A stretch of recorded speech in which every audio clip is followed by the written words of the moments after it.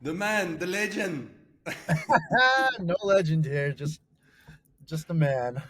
Listen, there is some people who admire or get inspired by Kim Kardashian or all that stuff from the US.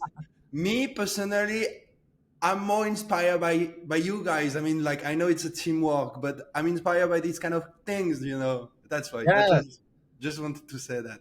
appreciate that. Thank you so much, Romain, and thanks for having me, and No appreciate your problem. flexibility too from yesterday. No worries. How's thing for you? Great, great. Yeah, appreciate the questions. Things are great. Things are busy, as you can imagine, and yeah, we're in a brand new office now. We moved a week or two ago, and we went from having 50 people in a space for 30. So we were like fighting for conference rooms and like meeting booths like this. Now we're in a space for like 200. So yeah, like we have to like budget time to like walk to the other side of the office for meetings and stuff. But it's a good time. Nice. And the culture stayed, even if you have way more money than before, more people, the culture is the same. Yeah, so we went from I think like 20 people in late 2023. Now we're at 50, so already we ballooned. That's something that we're really focused on maintaining. We are super flat and super. So many companies say ask for forgiveness, better to ask for forgiveness than permission. But Clay, like every password is open to everybody, every credit card is open to everybody. uh, you really can just do whatever and talk to whatever vendor and then like let people know that you're doing it within reason. So yeah, we really want to maintain that, but it'll be a challenge for sure. I think you're gonna have to go through that period of culture change. But at the same time, I'm not even surprised that you are telling me that it stayed in a way where, I mean, I don't want to make a too fussy correlation, but the essence of what you are achieving with the product is also, it's I read somewhere, maybe today, it was like there is marketers who want to do crazy stuff and explore stuff, but at the same time you have a leadership saying, oh yeah, but where is the ROI? And I don't know if it's you or one of your colleagues, I don't know where I read, like literally in the last hour, and but it doesn't surprise me that culture didn't change, because it's almost the essence of Clay in a way to, we're not going to do the same crap that we did 10 years ago, basically. Yeah, huge credit to the leadership here. Kareem and Varun have a lot of trust in us as a marketing team. You know, a lot of great like brains and like Puneet on the brand side, Bruno on like the marketing strategy side, Sarah Mishti on just like messaging and positioning and visuals. I'm probably forgetting people. I can name them all, but it's one thing to have amazing marketing talent, but more companies that have amazing marketing talent are blocked by, I think, like leadership that maybe doesn't have trust, doesn't empower as well, or is way too focused on yeah, like measuring the ROI. And You don't get me need, wrong, you need to give them the keys of the house so they yeah, can. yeah, yeah, yeah, yeah. You really do. It's and like my background is actually in finance. I've been the ROI guy. I've been that guy, and truth be told, I think there are marketers that lack the language and the skill set to communicate value. Because just because you can't track something doesn't mean it's not valuable, and often the most valuable things are the hardest to measure. So, yeah, I think you need to play on both sides. I think you need to be able to communicate value long term, soft, quantitative to leadership and finance, but you also need to entrust talented people on the marketing side to do big new things. Otherwise, you're not really playing to win. You're kind of playing not to lose.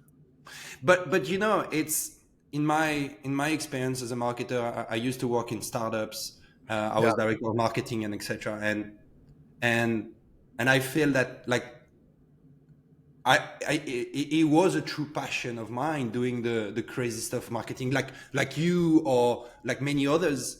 But there was like these games to be able to play, or let's call it politics, with the C levels, and you know, it's like it's dragging you down, and as a marketer, where it's like, okay, I've got this crazy idea, or maybe you want to give some crazy constructive feedback, but you have to hold on everything.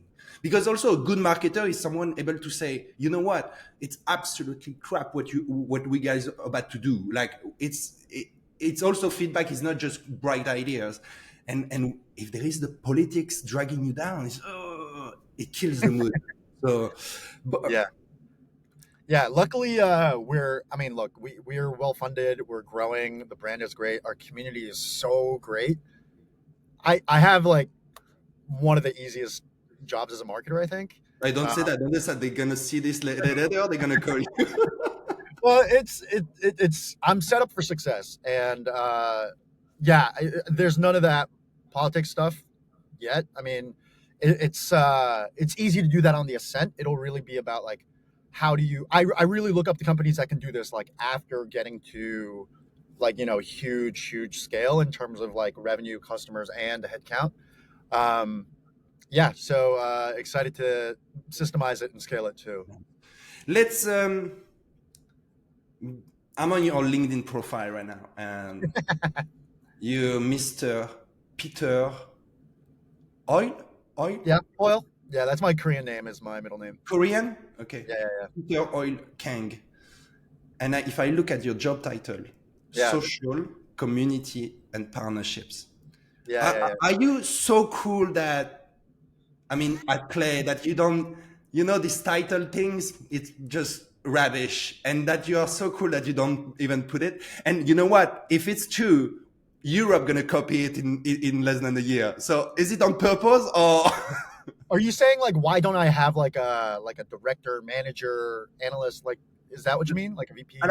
So on one hand, everybody wants to be co-founder or CEO, and Yeah, on the other hand, everybody wants to be like, oh, I'm executive manager, director, yeah, C yeah, level or whatever. But it's and yeah. I'm glad to see it. But please tell me it's something at Clay where we just don't care about these things. It's about action. Yeah, it's a bit of a wink. I would say it's a bit of a counter signal to not an anti signal, but yeah, like kind of making a statement in some sense. But really, it just like if I had a title, it wouldn't mean that much anyway. Like it like because we don't even have an HR team yet. Like we don't have leveling. I ask like Kareem and Bruno or Varun things like direct in DMs all the time. If I want headcount, if I want money, I can like ask, and they can say no. uh, and like there's certainly a feeling of like I wouldn't say hierarchy, but like you can tell how much leverage and like higher like power some people have. That's just the nature of like human organizations, but it's not codified. And yeah, it's even so the hierarchy, the hierarchy stuff like VP, director stuff, almost non-existent. Even the horizontal stuff like social community partnerships, like I was hired to do social. I ended up touching community, and now I'm doing partnerships. And the only reason I even put that on LinkedIn is because we were getting inbounds and people didn't know where to go. So No, that's yeah, good. in 3 months I might be doing. I don't want. I will not let go of social, but I might be doing like social and like two other things. But we're gonna talk about the future. Actually, we're gonna talk. Sure. But in terms of introduction, I wanted to do a little game. So Yeah. short questions, short answer. Ah, you're gonna Is that kill me because I love nuance and elaborating. So you're gonna have to shut me up after two words. Yeah, yeah, yeah. I will make sure. But it's very easy question. So are you ready? I ready as I'll be. I think Perfect. Favorite clay integration. that's hard. Personally, I like ocean. I like ocean. Favorite clay creator. Oh, I can't pick a favorite there. That's like asking for a favorite You can child. say the one that you guys have hired as well. Well, Obad is so talented and so quirky and cool in Yeah. such a fun way. Eh, But eh, eh, uh, I'll give a shout out. I'll give a shout out. Not necessarily, they're all my favorites, but Benjamin is, I think, like, has a really unique voice on LinkedIn and a unique perspective as like a senior SDR at a yeah. SaaS. So I really appreciate his takes, and he makes like really interesting like music videos and stuff too. So yeah, Good. shout out to Yes or no? TikTok is not for B2. I. Yeah, I could talk an hour about this, but I would say if I had to pick yes or no, I would say yes. Like, you can, and lots of B2B SaaS should be on TikTok. Okay.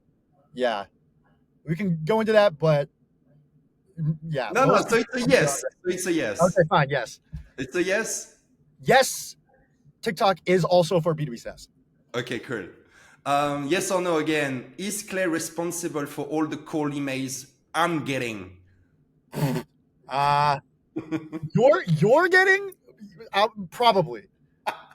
You maybe. I would say overall, I would say no. I don't think so.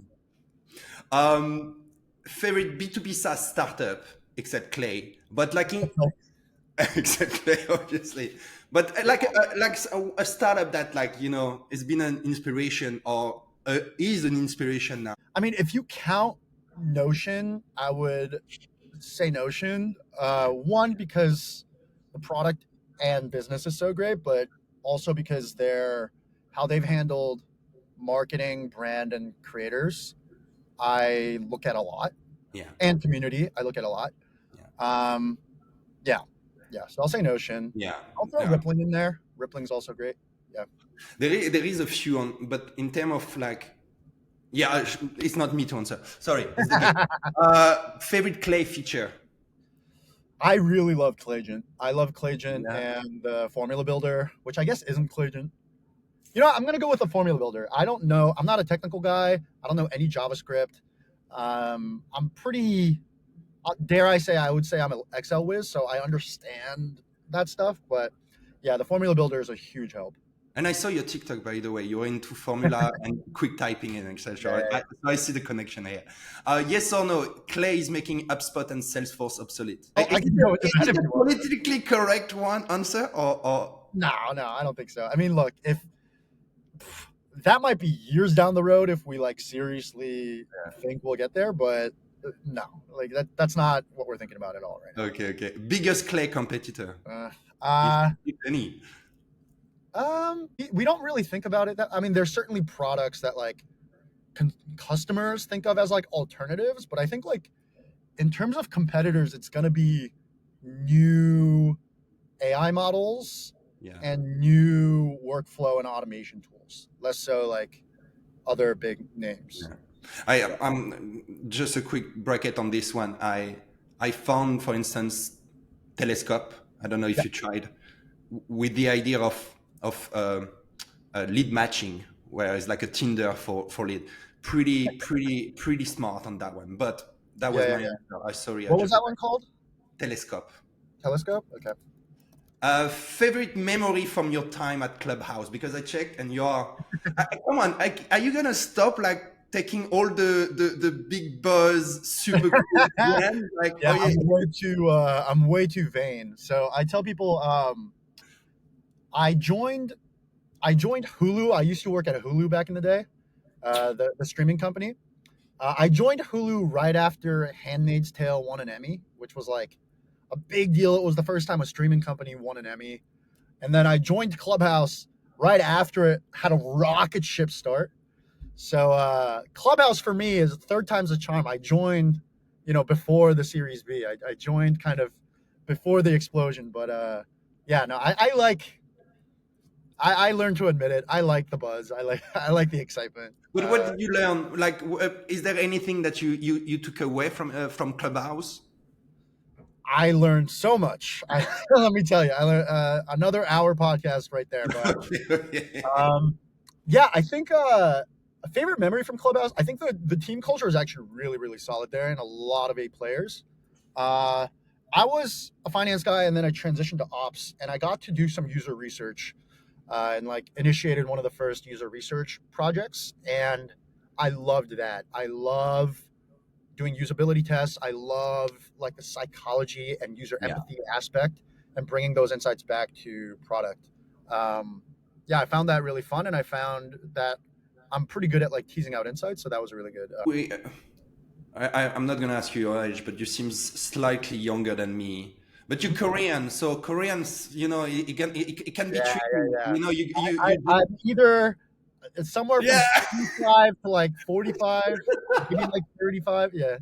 So I Yeah. don't, but I think we grew up. My point was we grew up with. I'm just looking at the book, the Hacking Growth, where these guys were writing books about how like the psychology on tool where it started with just saying send by Gmail or send with Yeah. an iPhone or BlackBerry, all these things. So I think we grew up into this kind of thing. So I see what you mean by the analysis part of the products. Last question: biggest growing trend in Overusing AI. Uh, I'll speak more to the marketing side because that's what I'm familiar with. I see more and more startups in SaaS leaning into more like video and more like not avant-garde. What's the word? More exciting, more like TikTok-y kind of content, more podcasts, more talking heads. And I think, yeah, exactly. This is a perfect example of that. And I think that's really smart. I think it's still so early. A part of why, so I come from a B2C background and like a social background. I was resistant to coming to B2B until I met Clay. And a part of why I was like, so excited is because like, if I just do everything that's happening in B2C in B2B, it's like cutting edge. So and it's it drives a lot of value, and it drives a lot of brand love and a lot of community engagement. So I think that's a big trend. I think LinkedIn is so undersaturated still. I think TikTok is still one of the most like organic reach places to go, and also just organic versus paid is where the alpha is now. So I think more and more companies will start to lean in there. What that means is more and more companies will start messing up there as well, and we're going to see a lot of like cringe. We're going to see a lot of lashback as well. But that's how the playbooks get built. Yeah, and more. So like you're starting to see a lot of like CEO influencers. Like Adam Robinson is like the poster child of that. But even like like SenseMark Bethany like posts a lot of like CEOs and co-founders posting a lot. I think what'll happen is Gong did this really well, where you have in-house media teams or in-house enablement teams to create kind of not everyone wants to be a content creator, but if you have an in-house centralized team that can enable them to easily come in, just get videos shot, and then they do the editing, packaging, scheduling for you, you can have 5 to 10 people that are fairly well respected within your company. Not every company wants to or needs to do this, but I think there's a lot of alpha there for people that lean into it if it makes sense for their product and business. So yeah, you mentioned Gong, which is a big one that surprised me on LinkedIn yeah, yeah. because of their engagement. And it's rare to see pages, company pages with that much high engagement on LinkedIn. Because honestly, 99% of companies' page is like 10 likes. And Gong, they didn't do the cringe things with the memes and etc. It's not cringe when they do it. A little bit like, I don't know if you remember or it still exists, like fuck Jerry on Instagram. Oh yeah, yeah, yeah, yeah. It was like this, it's not cringe because it's fuck Jerry. It's this cool thing. But yeah, I totally get you. And it's funny, there is one of the competitors called Sales Loft, where Mhm. they have an ambassador called Tom Boston, and his videos are just absolutely mind blowing. If you don't know, I don't know if you know him, I don't know him, but I've Sales rings a bell. but I'll check check it out. Tom Boston from Sales. He's producing some absolutely legendary content. Doing pure credits to Sell Love. So let's go back. Let's go back. Actually, let's after that little game. so basically we met each other. So it's not like we are childhood friends and etc. We literally met through the creator program basically, and Yeah. I signed up. I I had I had Clay since, I would give it a 3 years if I'm not mistaken, maybe four, but I'm not sure. Huh? Wow. As a Chrome extension that has been Yeah. following me around forever. So it's literally on my browser 24/7. So Yeah. Yeah. basically, Clay has always been, and as soon as because my agency, so basically we are Nearbound-first agency. So Mm. we preach what you're doing, guys, and we are actually talking, saying like sell through people who loves you, basically, and whether it's the creators, affiliate partners, and etc. And for me to find those partners, potential affiliates, and etc. It was those scrapping directories and put it straight away into a table. So that's how I became fan and a user. So yeah, so let's go back. So crazy explosion of Clay. Me, it started as funding, this raise or funding round that you did, guys, of 50 million, if I'm not mistaken. And everybody was starting posting this with their photos. And I was like, oh my God, what's going on? And then everybody started posting how-to videos, like the biggest how to generate, but not just how to scrap a list and email. It was next levels video stuff on saying like sequences that are just mind-blowing, integration with 2 3 tools that are mind-blowing, that me as a user for 2 3 years I didn't know about, that you could do this. and Yeah. and and this creator came up on top of that. I don't know if it was before or after, to be fair, but for me it was like a suite of events. And Yeah. so I Yeah. sign up, I join your community on Slack, and yeah, I was like, there is tons of people there. What the hell is going on?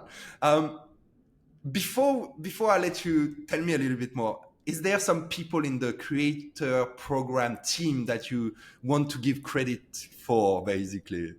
Yeah, yeah, yeah, absolutely. So I was fortunate enough to inherit the creator program from Tommy and Bruno, and I want to give like most of the credit to them.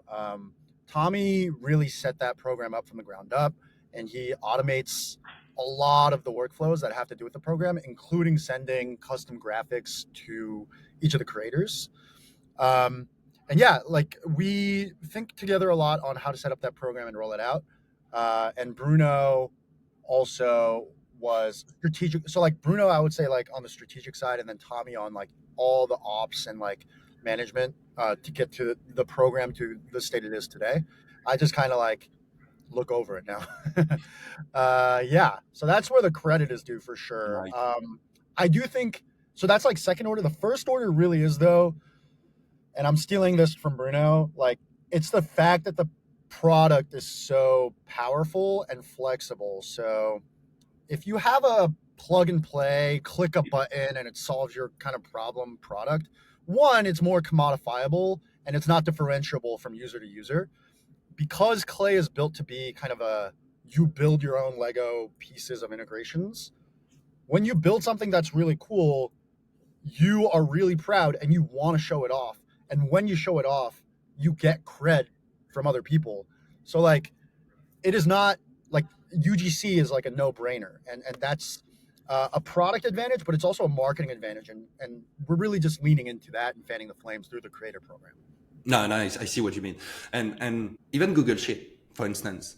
I just want to mention Google Sheet because the logic that you just say, where is, don't give a product where it's, I hate products that tell me it's like super easy to use, plug and play, and etc. Because I feel that I'm not gonna get any credits for doing something with it.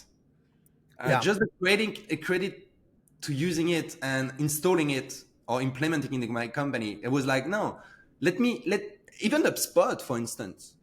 I do things on HubSpot that I'm surprising myself sometimes, but I hope that other people who seeing it like gonna be surprised as well. So yeah. I really, but just to come back, it's how can you tell me a little bit on how you build this creator program, or maybe when you arrive, what did you change to in terms of structure? Yeah. So the creator program, I'm not sure how it initially organically started, but or the rollout, but I know uh, we recruited people that were already creating for us, that were champions of the product, that had a lot of good things to say and like content to share. We created a Slack space for them to knowledge share, and it's at the end of the day, it's a give and take, right? It's like, what are the expectations of like the value you're giving? What are the expectations of the value that we're giving to you? Um, so yeah, these were people that were already, most of them, creating content for us on our behalf, and we wanted to encourage that. So we would send merch and gift boxes as thank yous. We would give them beta access to the internet. I really want that merch. Yeah, exactly, right? So like, you want to be part of the program. People want to be part of the program for the merch. Like the ROI on merch and like is so much higher than like anything else. Uh, yeah, there is an affiliate, like a rev share affiliate aspect to the program too. But my gut is that people actually care more about the kind of brand association and awareness. And I'm building more gamified and structured ways to provide content enablement and incentives to post. So right now it's kind of like a little organic still, like you should generally post about us and we'll like generally give you XYZ value. What I want to do is add a little bit more structure and tracking and analytics, as well as like create more of a tiered creator system where it's very clear how you can ladder up to like even bigger perks, and bigger and bigger access. Yeah, so that's kind of the changes that I have in mind. Otherwise, yeah, we're kind of growing steadily through inbound, and then I guess another change that I'm thinking of heading into like Q3, Q4 is expanding platforms. I think there is appetite for us to explore what other platforms that we can really succeed in. Nice. Um, can you tell me a little bit about like the type of creators that Clay is looking for? Yeah, I think unique perspectives and people that want to share basically like from like a business standpoint, it's people that have like unique ICPs and like net new eyeballs is Yeah, always great.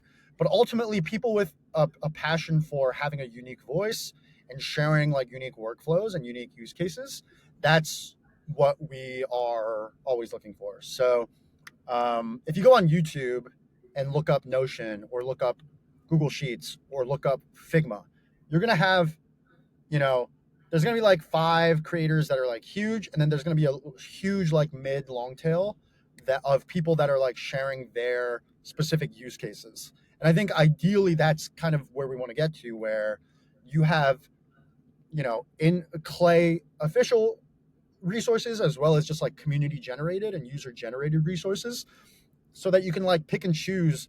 I like this guy's energy. I like this, woman's yeah, agency use case because it's perfectly fits with mine.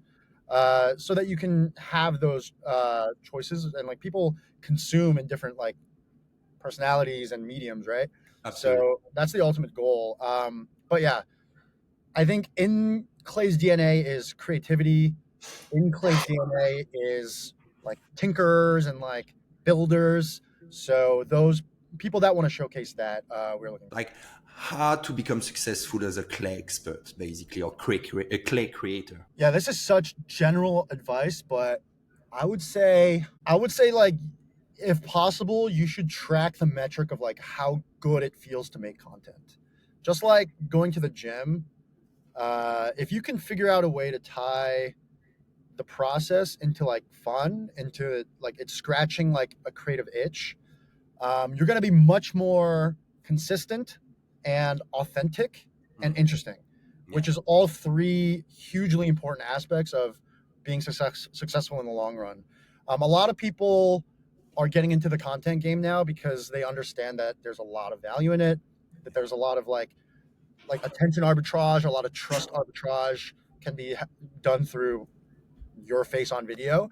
But it's a chore to a lot of people. It feels like, like you're pulling teeth out of yourself.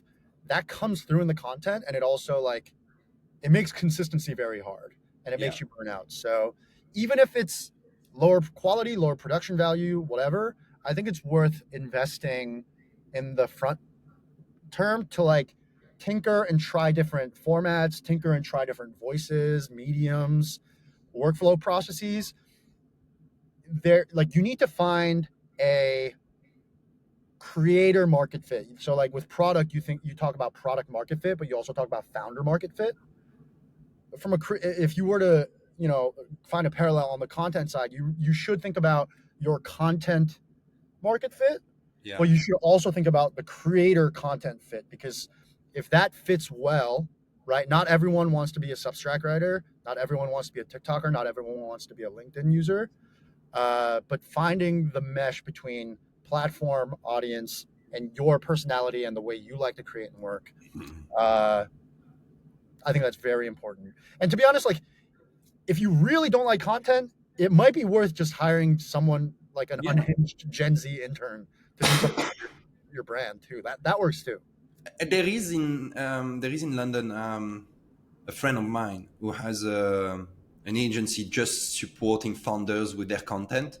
Yeah, He initially received a lot of backlash on it, saying it's like, oh, the founder cannot even bother putting content out there. He's putting some templated things, but actually the way he does it is these founders, he found that they have a lot of ideas. yeah, So having for instance, that's what he was telling me, but he has a lot of calls in the morning with them, like 10, 15 minutes, where the founder will be sharing a thought, and him and his team will digest it in a publishing, in a way that can be publishable basically. And I found that process very interesting, because I most of the time founders, even leadership team, or even a salesperson should have a voice on LinkedIn to me, to promote what he does best. It doesn't matter the title, but it's just the publishing part that can be very time consuming or tricky to do. But with the help of these kind of people, like my friend, as an agency, it's like give the idea, and he will transcribe it into something publishable. So it's like you say, it's like, even if you don't have time, because obviously a founder or whatever C-level doesn't have time, and they never have time, but there is ways that to explore, and to do what you just said, the creator market fit, and to find this, because as soon as you get them 100 likes and 100 comments, they're gonna do it themselves for sure. They're gonna feel the dopamine, and they're gonna be okay, and they will find the time. yeah. There's certainly the dopamine aspect of it too. But yeah, it's I do think more and more agencies like your friends is going to pop up, because it doesn't make sense for every company to do that in house. But yeah, like the going from 0 to 1, definitely worth, I think, like hiring like some consultants or experts on that as well. I found that Phantom Buster, Ocean, instantly, R2B2. So unfortunately, I haven't tried R2B2 because it's only available in US. Yeah, I yeah, yeah. saw instantly doing that same feature, but not available in Europe. But I found that together with Clay, you have created a new form of SDRs, or salespeople in general, who are not just the guy going. I mean, I don't know if you are doing this in finance, but going for drinks with potential clients, but now behind like almost like close to a sales ops, and mixed with a marketer's mindset on creativity. I feel maybe you, Clay, and the competitors that I'm not aware of anyway, but have created this new Frankenstein of salespeople. Do you agree? Yeah, I think so. I think the feedback we're getting is that there are people really embracing it. There's like actual like there's agencies embracing it. There's SaaS companies embracing it. Not everyone is, but you can use Clay to plug and play. But certain teams are starting to restructure and just rethink how they structure their like sales or revenue org in general. And I think that's a good thing. I think this can really empower SDRs to have a lot more agency, have a lot more like scaled impact, and that's definitely part of our vision. And we're excited that that's kind of playing into how orgs are thinking about it. we're kind of like figuring it out with these teams. Yeah. Obviously, it's not like we know exactly where it's going, but yeah, in a world where we 10x increase the flexibility, the turnaround time of learnings, the implementation time, and the amount that each person can ideate and implement. Of course, org structure is going to change as well. Mm. Yeah. In terms of buzz, so I feel bad saying this, but I think it's something I had in mind I before love it. we start is think about the worst and good thing you might be prepared. There was like a quote like this. I don't exactly Yeah, remember. yeah, yeah, it's fine. You don't need to qualify. I know, but I don't remember the quote exactly. Yeah, But yeah. Asana was an amazing buzz back in the day. I Mm. remember in terms of product management, it was something else. Notion, big buzz, fade out, and it was just not like maybe last year. Are you guys like? I know you say that you figure out things out right now, but how are you gonna keep the momentum? Are you preparing for it? Because I mean, Notion is an amazing things, but it fade out as well. Is it like next step? It's paid ad on Google and give 20 millions to Google, so it's gonna be pay ads, or are you preparing for something else? That's a great question. For now, I'm worried about tomorrow and the next quarter. Uh, and honestly, if we ended up where Notion is, I don't think that's a bad thing. You can't always be the hottest topic on the feed, but like if you have a healthy, consistently happy, active, contributing creator and community, uh, creator ecosystem and community. I think that's great. I don't think it always has to be the hottest thing on the feed. Of course, you want to come back for like certain moments where you launch new things or like you revamp things. But I think what you don't want is to go super hot burn and just go stagnant and go blank. Or it's always a shame when people talk about your product or community with nostalgia and say like, Yeah, man, they used to be, or yeah, it used to be like this. And I think the way that we address that is to focus on like quality over speed of scaling. Especially that's how I would think about the creator program. And just throwing out there like, uh, I will probably start to get a little bit more stringent on people that we like let into the program. We just don't want it to balloon just for the sake of numbers. Like we want to make sure that people that are coming in have something to add to the feed, something to add to the community. but and to push them to do better content, and but I feel also it's like a so house mindset where it's like let's make it a little bit more exclusive, Yeah, not yeah, for the sake of like, hey, it's been done 20,000 times, you're not coming up with anything new. Maybe rethink your approach with I think it's a fair approach, not being yeah, it's a fair approach, I feel. yeah. And there's many ways to do these kind of creator programs. You can kind of focus on like scale and like be more arm's length and be distributed. I think the way that we'd like to lean is a little bit more. It's not purely an exclusivity prestige thing. I think that is an aspect. More so, I'm just focused on making sure that the quality density is there. So if you feel at any time like something like that's lacking, if anyone listening in the creator program feels that there's like gaps or holes to fill in terms of like quality of experience, um, I want to make I want to make it so that the creators want to post about Clay, the creators that are talented and have things to say about Clay. I want to make it so that it's easy to create about Clay and easy to have what's the latest in the pipeline. Uh, and yeah, so that I don't have to be like, hey, like, why aren't you posting? Like that's not what the program should be about. Yeah. No, nice. And I mean, truly, you guys, you and your team, truly an inspiration because us at Bond Agency, we we we one of the first nearbound agencies. It's a word.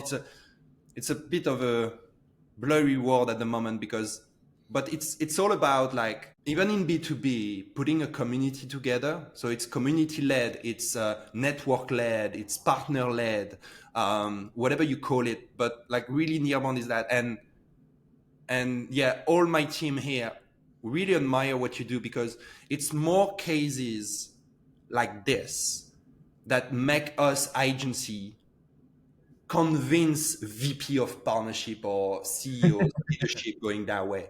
Yeah, You truly like a support because you actually complete. It's not that we are struggling to convince because we have the result, we have the testimonial, but sometimes we have some customers and then we go into a meeting with like some more senior people. I'm not gonna judge on age, but more senior people, yeah, and it's hard to tell them that no, you can grow through partners, whatever the partner is in their case, but it's like you can go and grow through partners. It's unbelievable.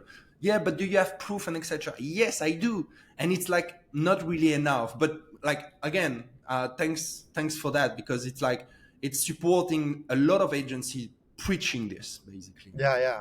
Well, glad to hear it. Glad to be a useful case study for you guys. And yeah, I think getting leadership buy-in for initiatives like this is so huge. So Yeah. yeah, I empathize.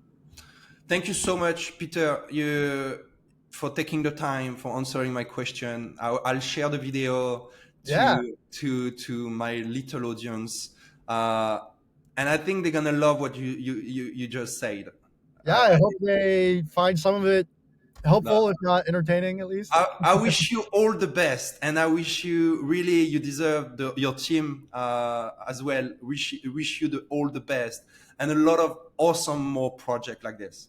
Yeah, well, I appreciate you. I really love the breakdown article that you did about us, Oh, and thank you. I'll send the love back to the team. Thank you so much, Romain. No Thanks problem. for Thank having me. you, mate. All right, cheers, mate.